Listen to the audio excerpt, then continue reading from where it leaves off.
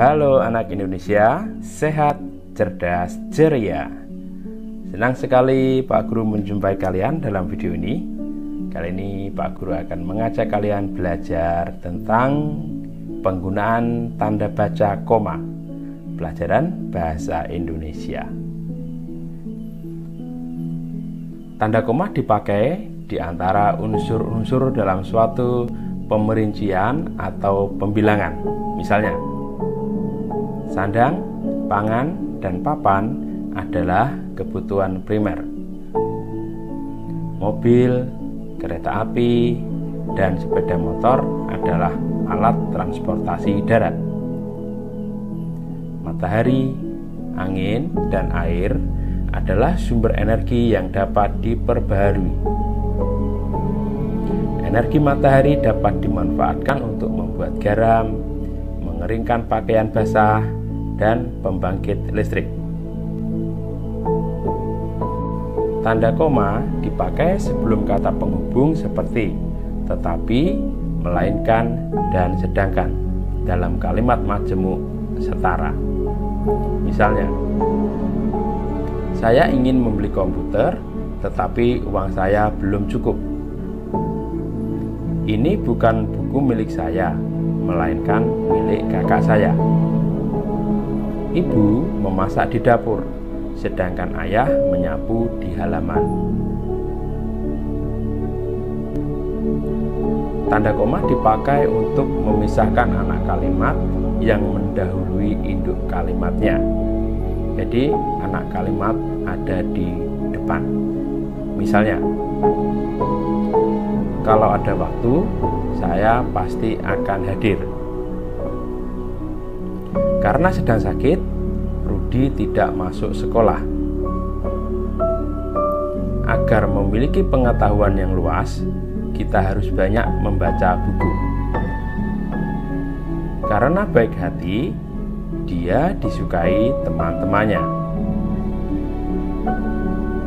Tanda koma dipakai di belakang kata atau ungkapan penghubung antar kalimat seperti oleh karena itu, jadi, dengan demikian, sehubungan dengan itu, dan meskipun demikian.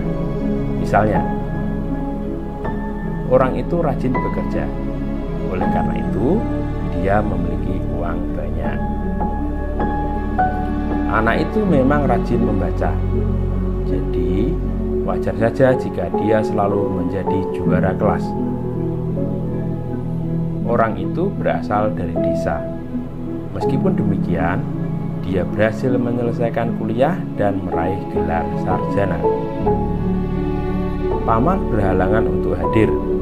Sehubungan dengan itu, dia menyuruh saya untuk mewakilinya.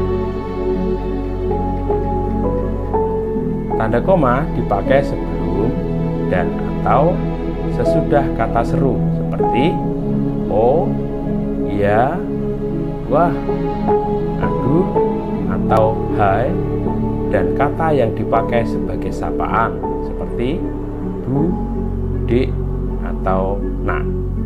Misalnya, oh, begitu ya.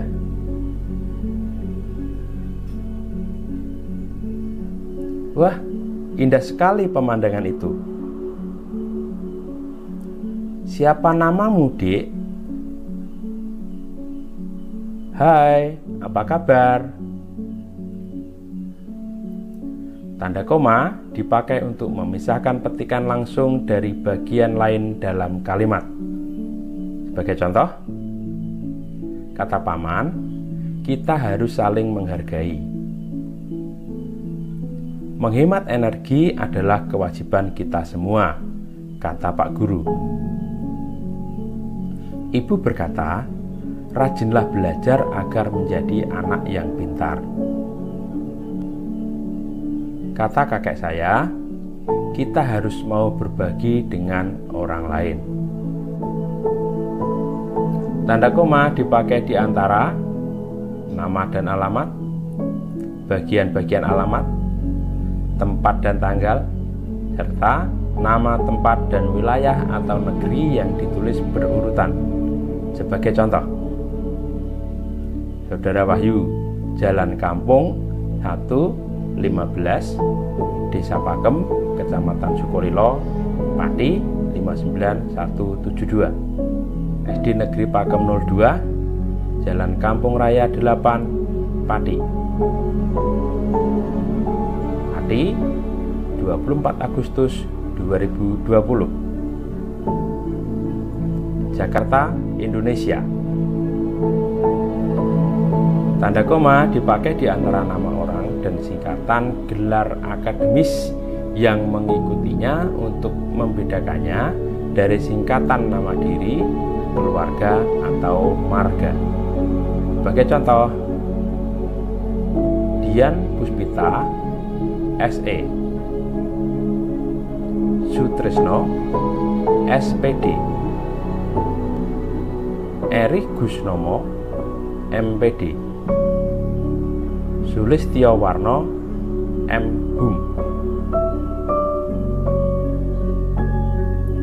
Tanda koma dipakai sebelum angka desimal atau di antara rupiah dan sen yang dinyatakan dengan angka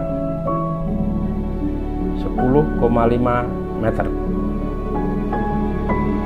14,75 cm, 1.500 rupiah, 100.050 sen rupiah. Tanda koma dipakai untuk mengapit keterangan tambahan atau keterangan aposisi.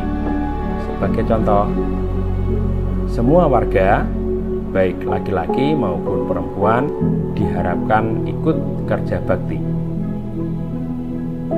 Di daerah kami, misalnya, masih banyak sumber daya alam yang belum diolah dengan baik. Ir Soekarno, Presiden RI pertama, adalah salah seorang pendiri gerakan non-blok. Tanda koma dapat dipakai di belakang keterangan yang terdapat pada awal kalimat untuk menghindari salah baca atau salah pengertian. Misalnya, atas perhatian saudara, kami ucapkan terima kasih.